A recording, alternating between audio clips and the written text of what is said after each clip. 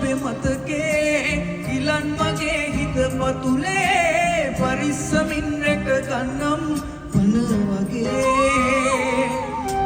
විකල්පනේ ආදරියේ ඔබෙන් එහා ආදරයේ මුරණ්ඩු කම්මට කෙරුවත් නිකරුණේ